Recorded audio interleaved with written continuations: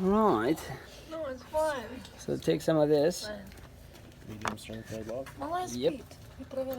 That one didn't get it. So this one. I already did it on all of them. So that way I save time with just one hand. And then you just put them in. Don't over tighten them either, because this is from Walmart. What you want to also do is put them one here and one there, because they do adjust really weird. And don't over tighten them with even your fingers, because then it gets all weird and then you might cross thread it and mess it all up. Then you're going to be pissed and going back to Walmart and screaming and hollering. It didn't work. See how it comes off to the side a little? There you go. That part's in. Hand tight. And then just size 12.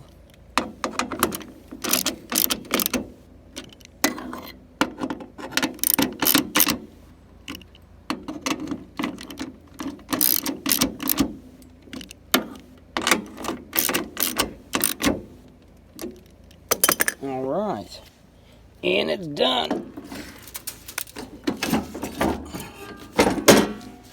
Look at that, right?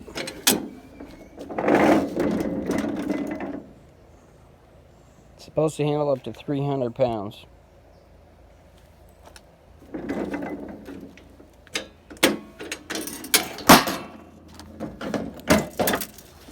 Not too heavy.